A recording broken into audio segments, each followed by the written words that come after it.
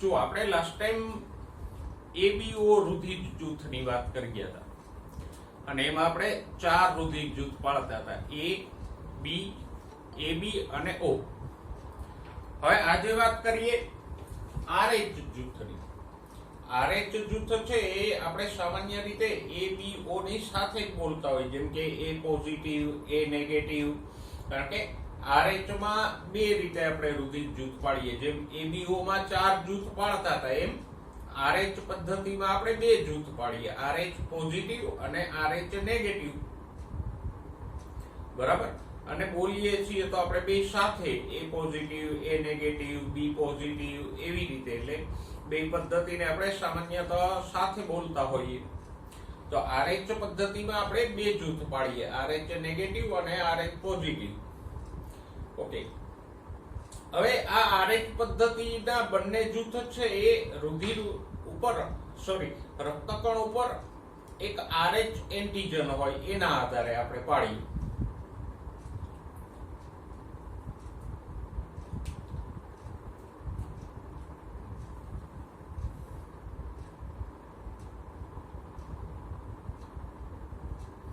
તો આરએચ જૂથ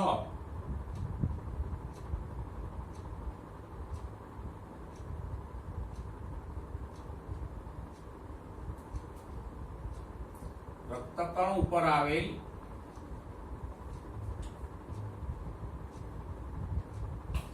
Rh antigen ના આધારે પડે.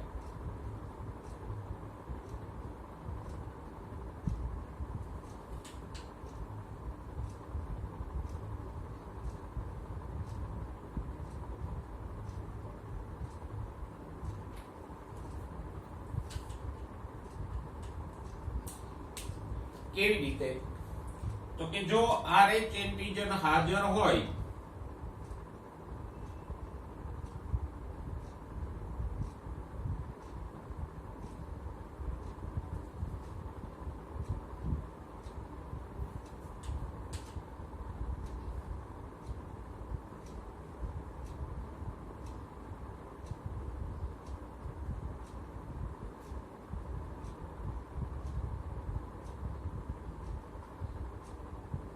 તો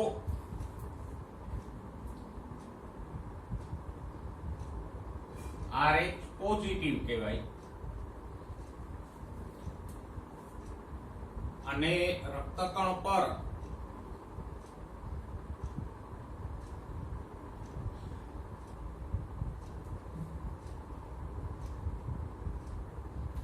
આરએચ એન્ટીજન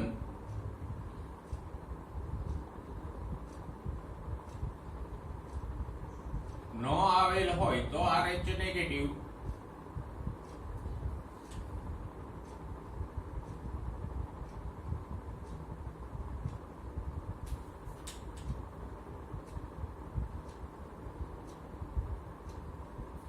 તો સિમ્પલ, જેમ એબીઓ માં બે એન્ટીજન હતા, એન્ટીજન એ અને એન્ટીજન બી.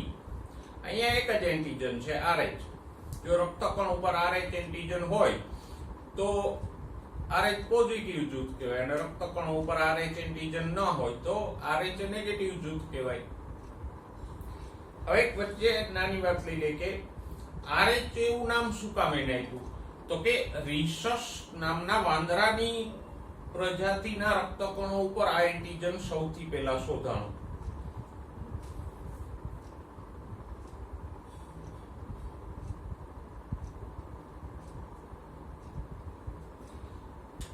રિસસ એક વાંદરાની પ્રજાતિ છે, તો એના રક્તકણો ઉપરથી આ એન્ટીજન સૌ પ્રથમ શોધાણું, એટલે આપણે એને રિસસ ઉપરથી આરએચ એન્ટીજન એવું નામ આપ્યું. હવે જુઓ, આના રક્તકણો આપણે દોરીને જોઈએ.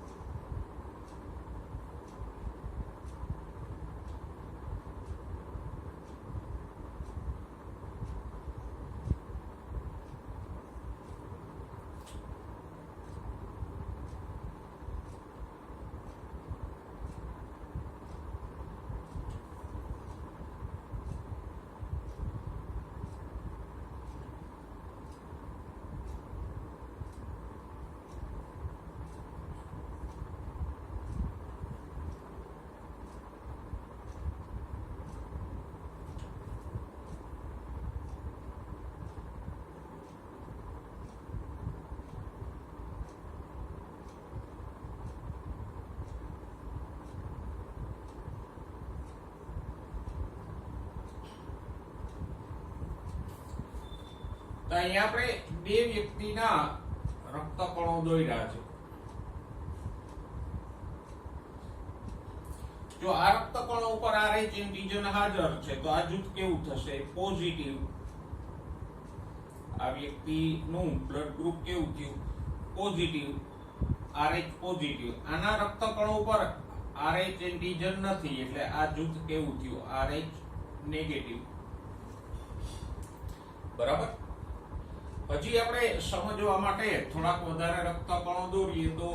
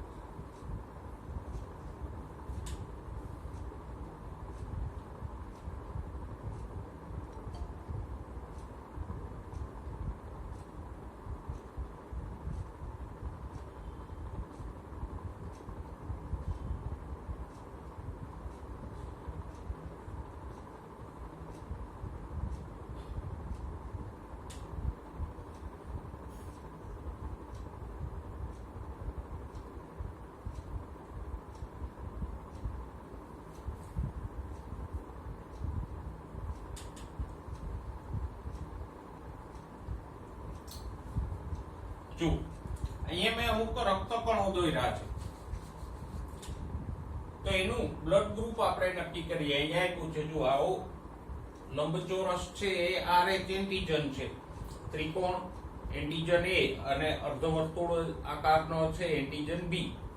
તો અહીંથી આપણે શરૂઆત કરીએ તો જો આમાં એન્ટિજન A છે રક્તકણ ઉપર, સાથે સાથે એન્ટિજન B પણ છે.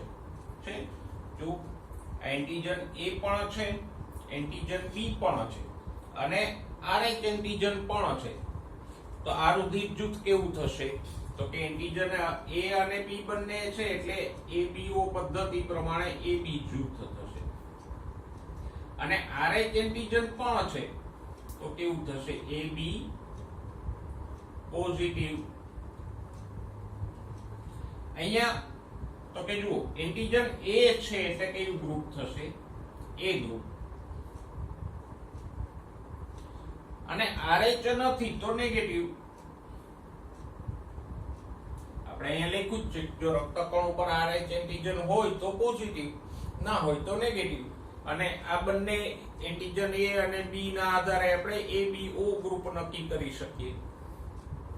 આને જુઓ તો અહીંયા એન્ટિજન B છે એટલે B ગ્રુપ થશે અને RH એન્ટિજન છે તો RH પોઝિટિવ એટલે B પોઝિટિવ. અહીંયા જુઓ એન્ટિજન A છે માટે A ગ્રુપ થશે અને RH એન્ટિજન છે તો A પોઝિટિવ. આ રક્તકણ ઉપર એન્ટીજન A નથી અને B પણ નથી. તો જો રક્તકણ ઉપર બેમાંથી એક એન્ટીજન ન હોય A કે B તો ગ્રુપ કયું થાય? O. અને RH પણ નથી એટલે O નેગેટિવ.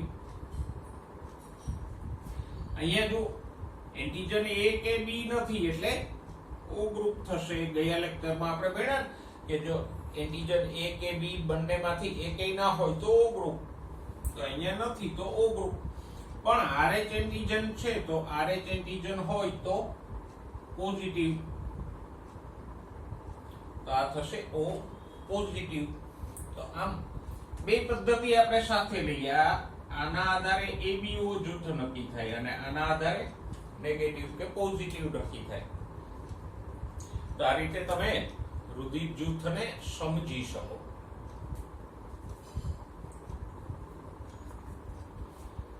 હજુ આના આધારિત MCQ આપણને કઈ રીતે પૂછાય એના એકાદ બે ઉદાહરણ લઈએ.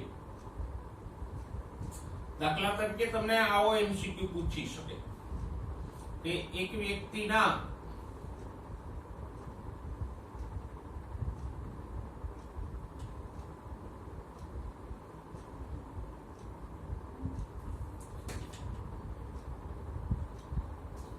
રક્તકણો પર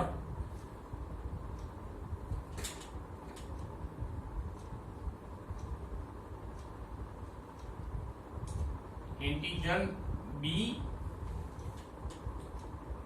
અને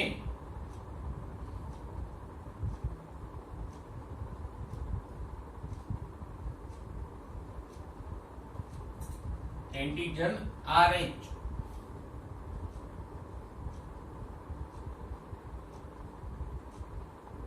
આવેલા છે તો તેનું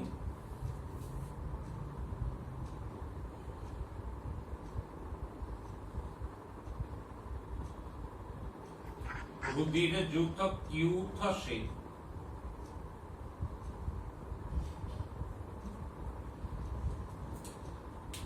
તો આના ઉપરથી આપણે સમજીને શોધવું પડે કે આમાં બ્લડ ગ્રુપ કયું થશે. જો એન્ટીજન B આવેલ છે એટલે ABO પદ્ધતિનું ગ્રુપ કયું થાય? B group. અને એન્ટીજન RH છે તો નેગેટિવ પોઝિટિવ માંથી કયું થશે? RH હોય તો પોઝિટિવ એટલે આ વ્યક્તિનું બ્લડ ગ્રુપ કયું થશે? B પોઝિટિવ થશે. બરાબર. જે અહીંયા દોર્યું છે એ શબ્દોમાં લખ્યું છે. આ વસ્તુને મેં શબ્દોમાં લખી છે. તો આવી રીતે તમને પૂછે એટલે તમારે બ્લડ ગ્રુપ શોધવું પડે અથવા તો હજી આને થોડુંક જટિલ કરી દઈએ.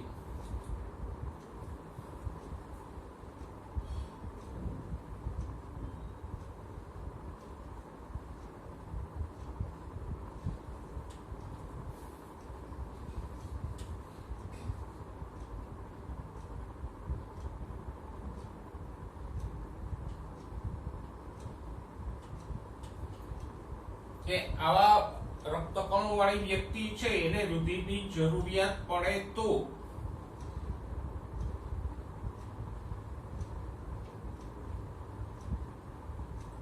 તે કોનું રુધિર લઈ શકશે?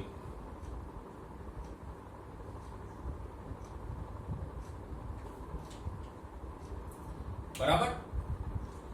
તો જો પહેલા તો આનું બ્લડ ગ્રુપ આપણે શોધવું પડે ને કે આનું બ્લડ ગ્રુપ કયું હતું? B positive. તો એ કોનું રુધિર લઈ શકે? એક તો B વાળો છે એટલે B વાળાનું લઈ શકશે. અને બીજું કોનું લઈ શકે? O નું. O સર્વદાતા છે એટલે કોઈ પણ O નું રુધિર લઈ શકશે.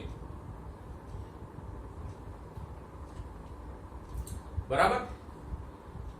હવે આમાં વાત આવે નેગેટિવ પોઝિટિવ ની. તો નેગેટિવ વાળો છે એ પોઝિટિવ નું રુધિર નહીં લઈ શકે પણ પોઝિટિવ વાળો નેગેટિવ નું રુધિર લઈ શકશે. અહીંયા રુધિરની આપણે આમ થશે RH નેગેટિવ છે પોઝિટિવ ને રુધિર આપી શકશે પણ પોઝિટિવ વાળો વ્યક્તિ નેગેટિવ ને નહીં આપી શકે. નહીં એટલે આપી શકે કે આવું રુધિર જો નેગેટિવ વાળાને આપે, દાખલા તરીકે ઓ પોઝિટિવ નું રુધિર ઓ નેગેટિવ ને આપીએ તો શું થાય? આમ તો કે આ લેનાર નેગેટિવ ના શરીરમાં આની વિરુદ્ધ એન્ટીબોડી ઉત્પન્ન થશે ને રુધિર ગંઠાઈ જશે. પણ આનું રુધિર આને આપો તો અહીંયા કોઈ RH એન્ટીજન છે નહીં, એટલે આમ નેગેટિવ વાળો પોઝિટિવ ને આપી શકશે પણ પોઝિટિવ વાળો નેગેટિવ ને નહીં આપી શકે. બરાબર? તો આ બી પોઝિટિવ છે તો એ બી પોઝિટિવ વાળાનું રુધિર લઈ શકશે. પછી બી નેગેટિવ ની વાત કરો તો બી નેગેટિવ વાળો પોઝિટિવ ને આપી શકશે,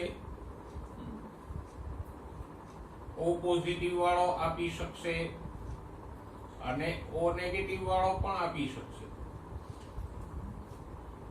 એબીઓ પ્રમાણે એ બે જૂથ આવે, બી અને ઓ નું રુધિર આ માણસ લઈ શકશે. બરાબર? પણ નેગેટિવ પોઝિટિવ લ્યો તો બી પોઝિટિવ બી નેગેટિવ, કારણ કે આ પોતે પોઝિટિવ છે એટલે નેગેટિવ નું લઈ શકશે. જો આ નેગેટિવ હોત તો બે જ ઓપ્શન આવે, બી નેગેટિવ ઓ નેગેટિવ, કારણ કે પોઝિટિવ વાળો છે નેગેટિવ નું લઈ શકે પણ નેગેટિવ વાળો પોઝિટિવ નું રુધિર લઈ શકે નહીં. બરાબર? એટલે આ ભલે આમ નેગેટિવ છે પણ આપવા માટે પોઝિટિવ છે. સમજાય છે? આમ એનું બ્લડ ગ્રુપ નેગેટિવ છે પણ એ રુધિર આપવા માટે પોઝિટિવ છે, આપી શકે છે.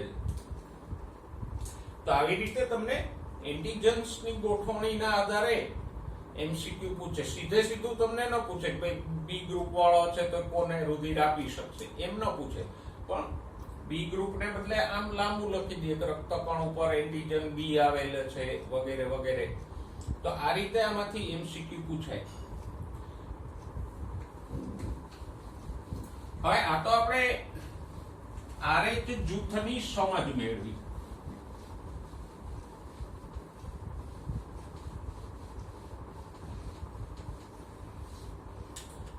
હવે RH જૂથના આધારે એક જે મુશ્કેલી ઊભી થાય છે ગર્ભધારણ દરમિયાન એને જોઈ લઈએ. એ મુશ્કેલીનું નામ છે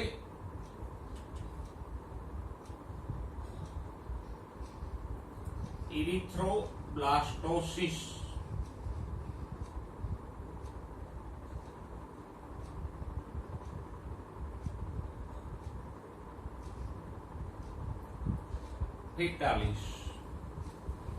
બરાબર? ઇરિથ્રોબ્લાસ્ટોસિસ ફિટાલિસ. એમાં થાય શું તો કે કોઈ RH નેગેટિવ રુધિર જૂથવાળી સ્ત્રી હોય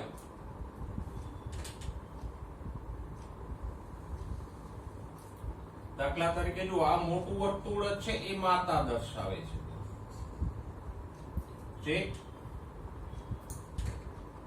RH નેગેટિવ છે એટલે કોઈ પણ નેગેટિવ હોય એ બી સાથે લેવા દેવા નથી.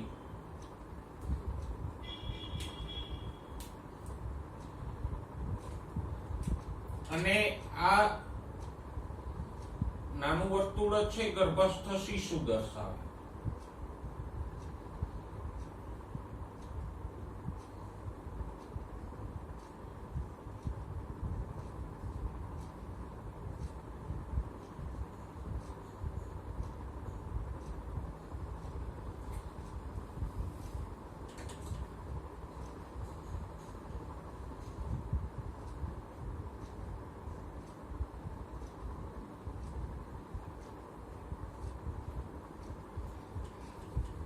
તો માતા નેગેટિવ હોય, ખાસ યાદ રાખજો, માતા જો નેગેટિવ બ્લડ ગ્રુપ વાળી હોય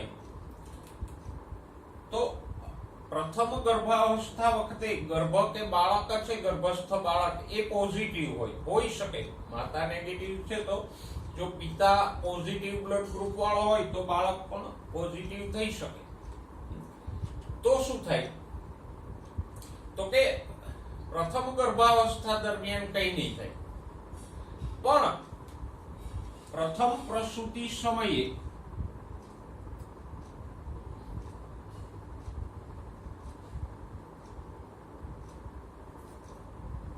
ગર્ભનું રુધિર માતાના સંપર્કમાં આવે એટલે માતાના શરીરમાં RH વિરુદ્ધ એન્ટીબોડી ઉત્પન્ન થશે. જેમ પહેલા એન્ટીજન A અને B હતા તો એન્ટીજન ની વિરુદ્ધ એન્ટીબોડી હતો, એમાં એન્ટીજન RH છે તો એનો એન્ટીબોડી ઉત્પન્ન થશે. તો પ્રથમ પ્રસૂતિ દરમિયાન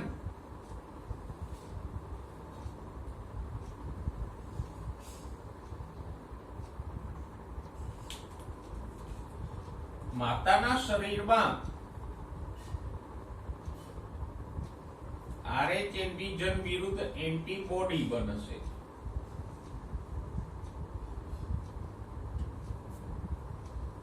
અને પાછી એન્ટીબોડીની એક ખાસિયત છે કે એન્ટીબોડી શરીરમાં એકવાર ઉત્પન્ન થાય પછી એ જળવાઈ રહે, એ નાશ નથી પામી જતા, એ લાંબો સમય ટકી રહે.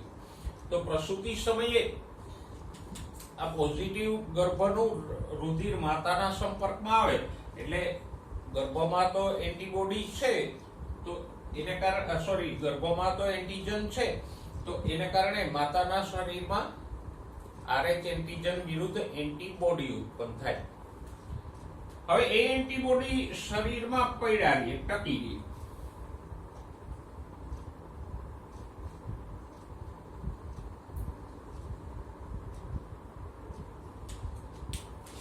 હવે બીજું ગર્ભધારણ થાય ત્યારે પણ જો બાળક પોઝિટિવ હોય તો શું થાય?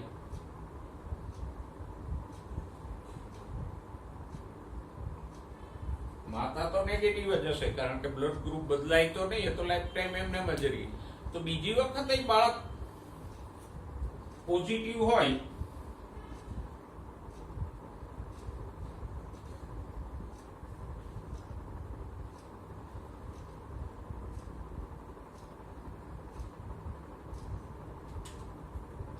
તો શું થાય? તો કે માતાના શરીરમાં જે પેલા એન્ટીબોડી હતા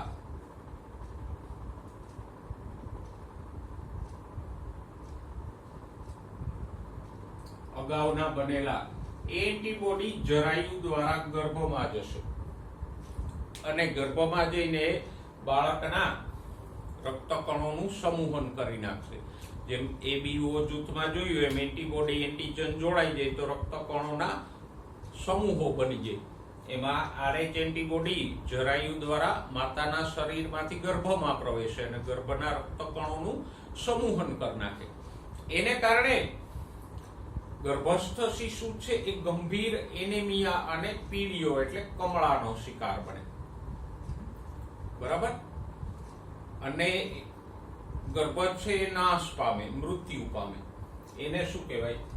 ઇરિથ્રોબ્લાસ્ટોસિસ ફેટાલિસ. એટલે આ બીજી ગર્ભાવસ્થા દરમિયાન માતાના શરીરમાંથી આવેલા આ RH એન્ટીબોડી ગર્ભસ્થ શિશુમાં ગંભીર એનેમિયા પ્રેરે, કમળો પ્રેરે અને એને કારણે ગર્ભના રક્તકણોનો નાશ થાય. એને શું કહેવાય? ઇરિથ્રોબ્લાસ્ટોસિસ ફેટાલિસ. બરાબર? પણ ખાસ ધ્યાનમાં રાખજો, એરિથ્રોબ્લાસ્ટોસિસ ફેટાલિસ ક્યારે થાય? જો માતા નેગેટિવ હોય અને બંને વખત ગર્ભસ્થ શિશુ પોઝિટિવ હોય તો થાય. સપોઝ કે અહીંયા ગર્ભ નેગેટિવ છે તો કઈ નહીં થાય કારણ કે ગર્ભ નેગેટિવ છે એટલે અહીંયા એન્ટીબોડી ઉત્પન્ન થશે નહીં અને બીજી પ્રસૂતિમાં કોઈ મુશ્કેલી નહીં થાય. પ્રથમ વાર ગર્ભ પોઝિટિવ છે પણ બીજી વખત ગર્ભ નેગેટિવ છે તોય કઈ નહીં થાય કારણ કે અહીંયા એન્ટીબોડી છે પણ આ ગર્ભસ્થ શિશુના રક્તકણો ઉપર RH એન્ટીજન જ નથી તો સમૂહન થશે નહીં, રક્તકણોનો નાશ નહીં થાય. એટલે ઇરિથ્રોબ્લાસ્ટોસિસ ફેટાલિસ ક્યારે થાય? તો કે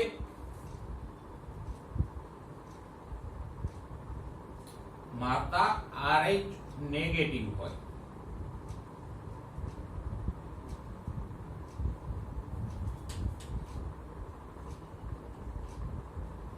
અને બંને વખત ગર્ભ, પ્રથમ વખત અને બીજી વખત ગર્ભ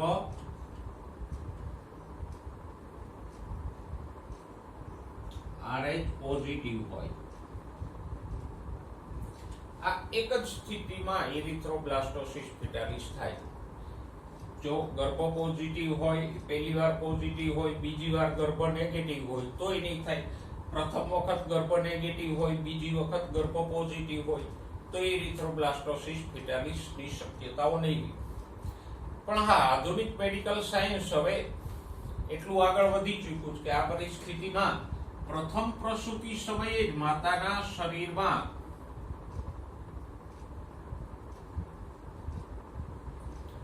પ્રતિ RH એન્ટીજન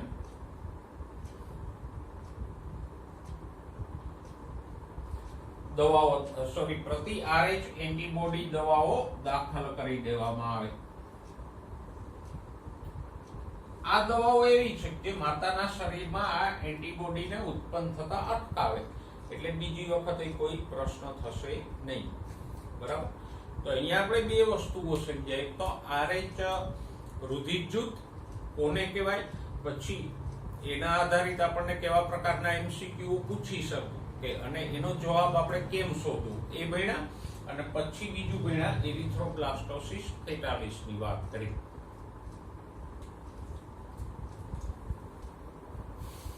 હવે નવો મુદ્દો જોઈએ, રુધિરની જમાવટ. રુધિરની જમાવટ એટલે રુધિર જામી જવું. બરાબર.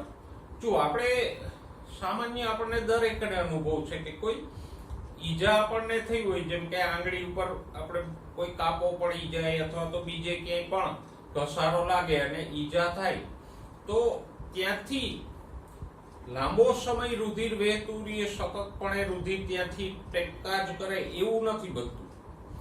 થોડોક સમય રુધિર વહેશે પણ થોડીક મિનિટો પછી ત્યાં રુધિર જામી જાય અને એ વહેતું બંધ થઈ જાય. તો આ જે રુધિર જામી જવાની ક્રિયા છે એ જ આપણે અહીંયા ટૂંકમાં ભણવાની છે. હવે જો પહેલી વાત તો એ કે આવું રુધિર જામે નહીં તો શું પરિણામ આવે, તો કે એક ઈજામાંથી સતત રીતે રુધિર વહ્યા કરે. અને જો આમ સતત રુધિર વહ્યા જ કરે તો વધારે પડતું રુધિર વહી જવાના કારણે માણસનું મૃત્યુ થાય. પણ એવું સામાન્ય સંજોગોમાં નથી બનતું. નાની મોટી ઈજા હોય તો ત્યાં રુધિર જામી જશે અને જામી જવાને કારણે રુધિર વહેતું બંધ થઈ જાય છે. તો આમ રુધિરની જમાવટ છે એ શરીર માટે એક અગત્યની ક્રિયા છે.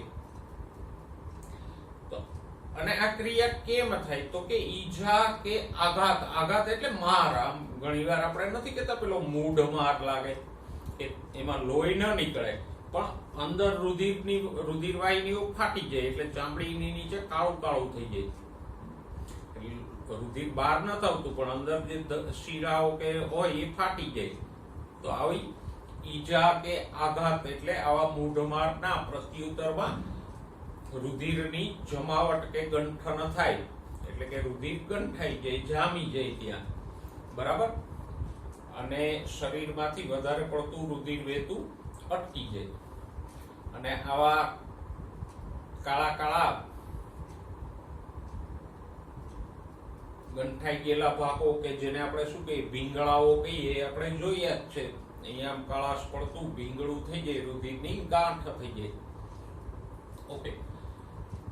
અને એમાં શું હોય, આ જે ગાંઠ થઈ જાય, ભીંગળું થઈ જાય, એમાં શું હોય તો કે ફાઇબ્રિન નામના તંતુઓ હોય અને મરેલા રુધિર કોષો હોય.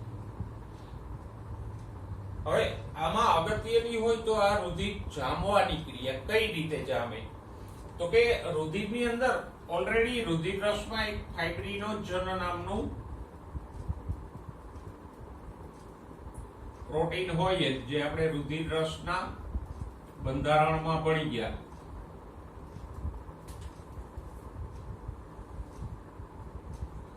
આ ફાઇબ્રિનોજન પ્રોટીન છે નિષ્ક્રિય છે, એ સક્રિય થઈ જાય અને ફાઇબ્રિનમાં ફેરવાઈ જાય. જો ફાઇબર એટલે તંતુ, તો આ ફાઇબ્રિન છે તંતુમય છે એટલે તો આપણે એને ફાઇબર ઉપરથી ફાઇબ્રિન નામ આપ્યું. અને આ ફાઇબ્રિનના તંતુઓ છે આમ આડાઅવળા પથરાઈને ત્યાં સુકાઈ જાય, જ્યાં વાગ્યું હોય ત્યાં આમ પથરાઈને સુકાઈ જાય અને એની વચ્ચે વચ્ચે રુધિર કોષો ફસાઈ જાય આમ.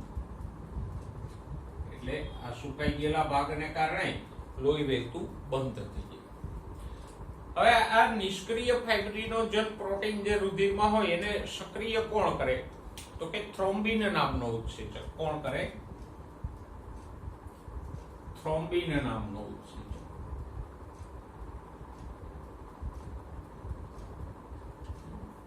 બરાબર. આ થ્રોમ્બિન ક્યાંથી આવ્યો? તો કે થ્રોમ્બિન છે એ પ્રોથ્રોમ્બિન સ્વરૂપે હોય.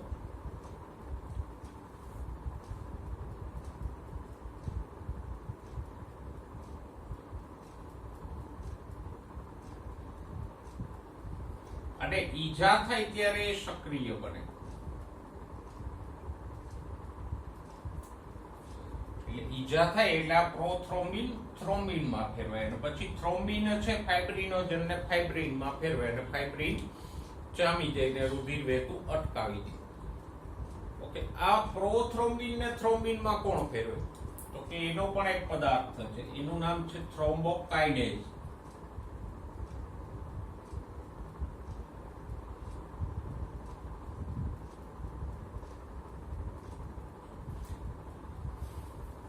અને આ થ્રોમ્બોકાઇનેઝ ક્યાંથી આવે? આ થ્રોમ્બોકાઇનેઝ છે ઉત્સેચકીય સંકુલ છે, એટલે કે એક ઉત્સેચક છે અથવા તો એમ કે એક અણુઓનો સમૂહ છે જે ઉત્સેચક તરીકે કાર્ય કરે છે. આ થ્રોમ્બોકાઇનેઝ. તો આ થ્રોમ્બોકાઇનેઝ ઉત્સેચકીય સંકુલ ક્યાંથી બન્યું? તો કે એ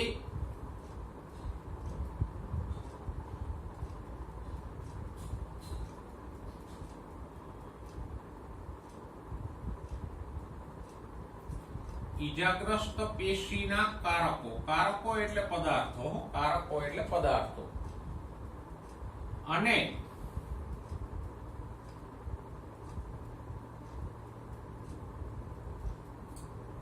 રુધિરમાં રહેલા કારકો.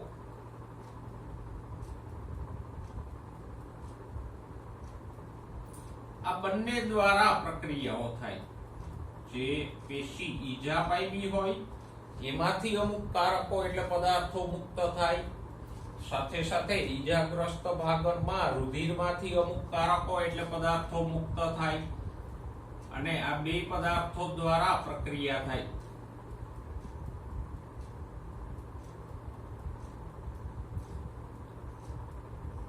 અને એના દ્વારા સ્ટેપ બાય સ્ટેપ થ્રોમ્બોકાઇનેઝનું નિર્માણ થાય. બરાબર. હવે આપણે આમ જઈએ, આપણે ઊંધેથી આમ આવ્યા ને હવે આમ જઈએ. રુધિર જામવાની પ્રક્રિયાના 3 તબક્કાઓ આપ્યા છે. પહેલો તબક્કો થ્રોમ્બોકાઇનેઝનું નિર્માણ, કે જે ગ્રીન કલરથી લખ્યો છે. કેવી રીતે થાય? તો કે ઈજાગ્રસ્ત પેશીમાંથી આવતા કારકો એટલે પદાર્થો અને રુધિરમાંથી આવતા કારકો ભેગા મળી અને આ થ્રોમ્બોકાઇનેઝ ઉત્સેચકીય સંકુલ બનાવે. પછી બીજું સ્ટેપ, થ્રોમ્બોકાઇનેઝ ની હાજરીમાં પ્રોથ્રોમ્બિન થ્રોમ્બિનમાં ફેરવાય.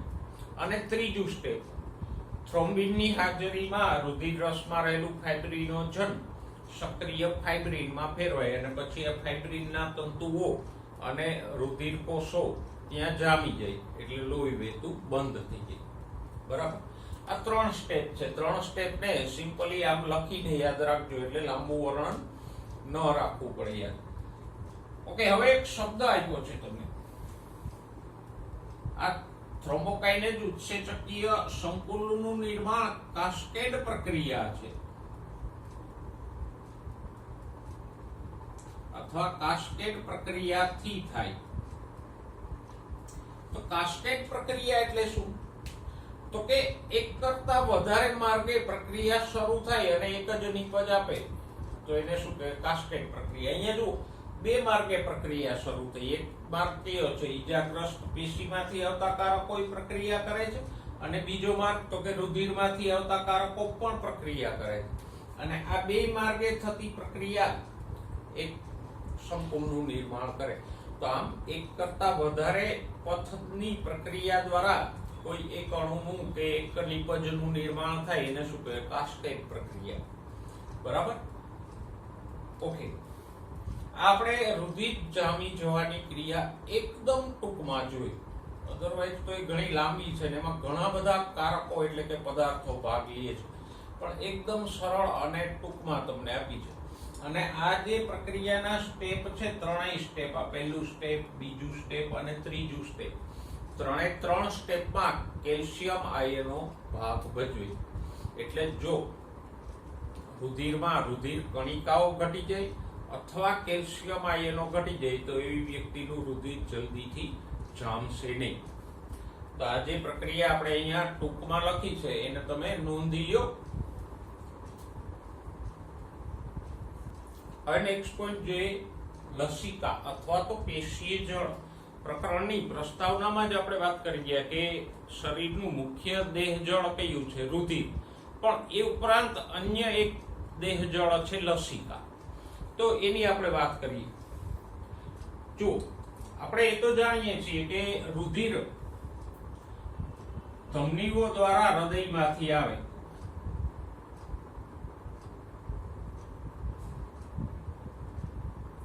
આમ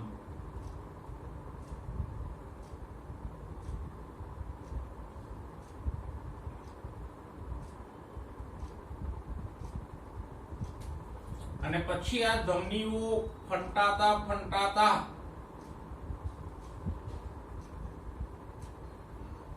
બારીક નલિકાઓમાં ફેરવાઈ જાય. આમ ધમનીઓના ફાંટા પડતા એકદમ વાળ કરતાય પાતળી એવી નલિકાઓમાં ફેરવાઈ જાય.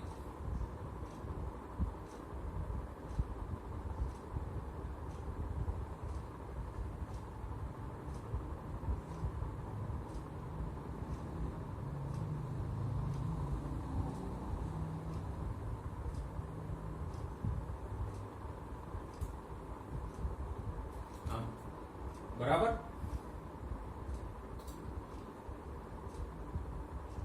આ જે બારીક નલિકાઓ બની એને કહેશું રુધિર કેશિકાઓ.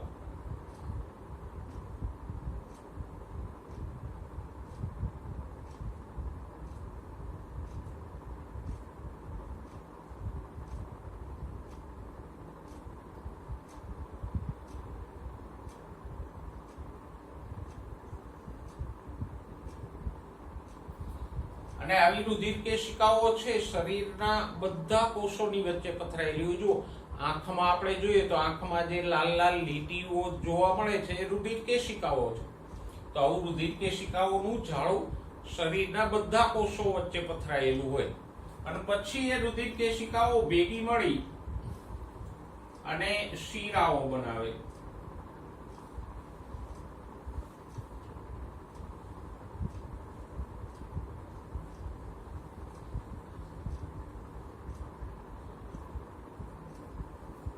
રુધિરની દિશા ઊંધી કરી નાખો. આ ધમની છે.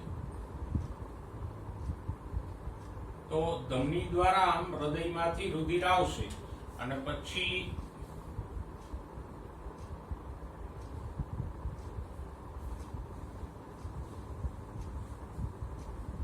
શિરાઓ દ્વારા પાછું હૃદયમાં જતું રહેશે. પણ એ દરમિયાનમાં અહીંયા જે વચ્ચે કોષો હોય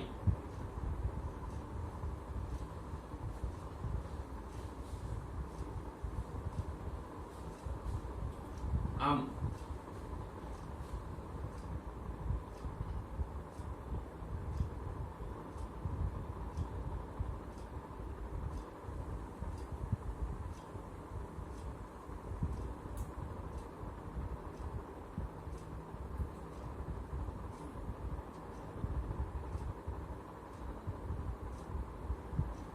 આ છે પેશી કોષો અથવા શરીરના કોષો.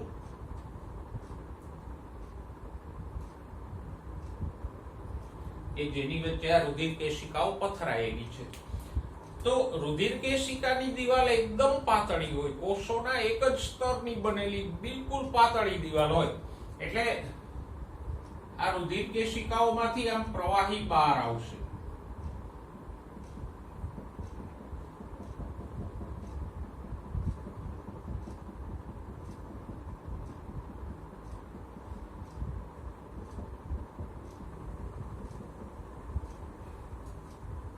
તો રુધિર દબાણને કારણે રુધિર કેશિકાઓમાંથી આમ પ્રવાહી બહાર આવે.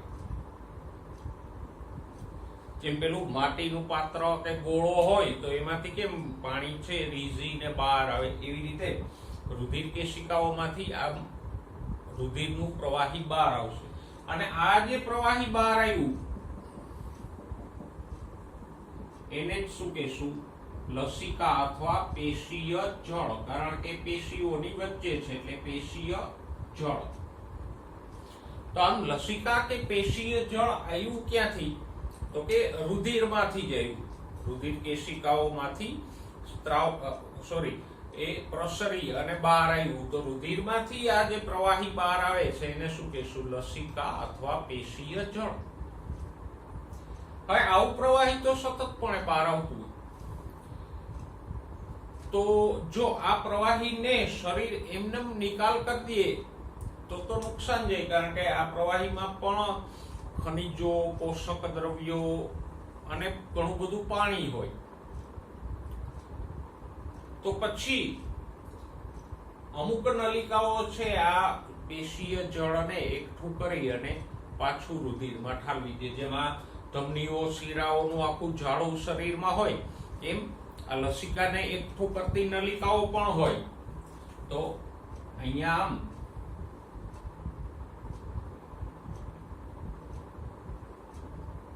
આવી નલિકાઓ પથરાયેલી હોય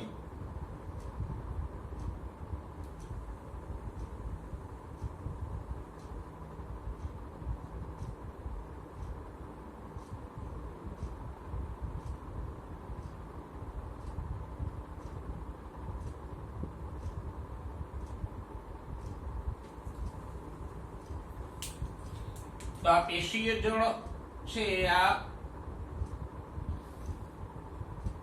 લસિકા વાહિની નામની નલિકાઓ દ્વારા એકઠું થશે અને પછી આ નલિકાઓ દ્વારા વહન પામી અને શરીરની મોટી શિરાઓમાં ઠલવાઈ જશે, જેથી કરીને એ વ્યય ન પામે. નહીતર તો આ પેશીય જળ નીકળવું છે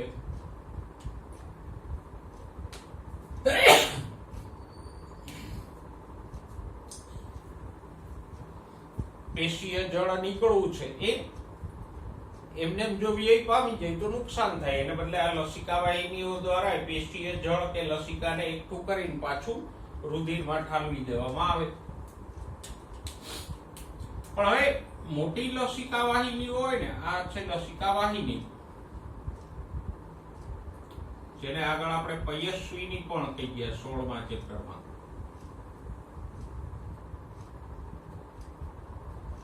તો આવી મોટી લસિકા વાહિનીમાં વચ્ચે વચ્ચે આવી લસિકા ગાંઠ હોય. જો આ ફૂલેલો ભાગ છે એને શું કહે? લસિકા ગાંઠ.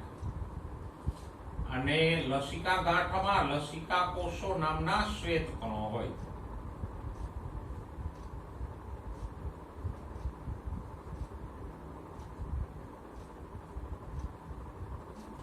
એટલે અહીંથી આમ લસિકા પસાર થાય તો એમાં કોઈ ચેપી દ્રવ્યો કે બેક્ટેરિયા વગેરે હોય તો આ લસિકા કોષો એનો નાશ કરી નાખે અને પછી લસિકાને રુધિરમાં પાછું ભેળવી દે. તો આમ લસિકા શું છે? રુધિરમાંથી બહાર આવતું પ્રવાહી છે અને લસિકા વાહિનીઓ કે પયસ્વીની દ્વારા એને એકઠું કરી અને પાછું રુધિરમાં ઠાલવી દેવામાં આવે. અને લસિકા છે એ લસિકા વાહિનીમાંથી બહાર આવતું પ્રવાહી છે એટલે એમાં એનું બંધારણ પણ રુધિર જેવું જ હોય. જો લસિકામાં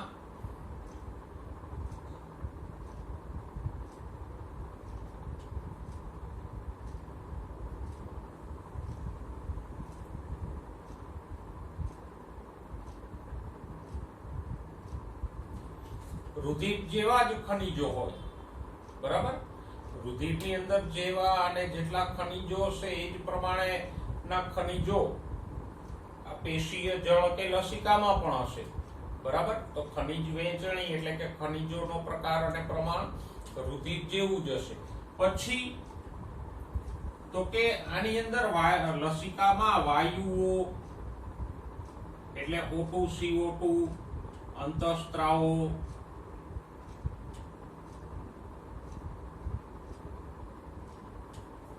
પોષક ઘટકો,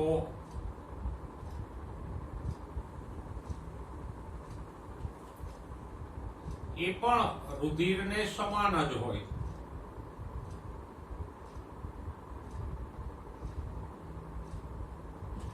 એટલે આમ લસિકા છે એમાં રહેલા ઘટકોના આધારે રુધિર જેવું જ બંધારણ ધરાવે, કારણ તો કે એ રુધિરમાંથી જ પ્રસરીને આવેલું પ્રવાહી છે. આ રુધિર અને લસિકા વચ્ચે એક મુખ્ય ફરક કયો હશે તો કે એમાં લસિકામાં રક્તકણો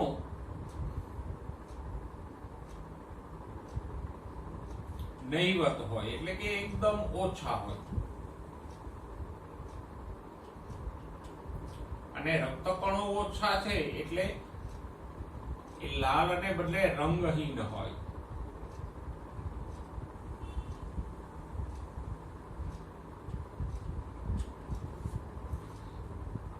તો આમ લસિકા અને રુધિર વચ્ચેનો એક ભેદ કયો છે તો કે એક તો તફાવત રંગનો છે, રુધિર લાલ હોય, લસિકા રંગહીન હોય. બીજો તો કે રુધિરમાં પુષ્કળ પ્રમાણમાં રક્તકણો હોય, જ્યારે લસિકામાં એકદમ નહીવત પ્રમાણમાં રક્તકણો હોય. આ લસિકામાં સૌથી વધારે કોણ હોય તો કે લસિકા કોષો હોય.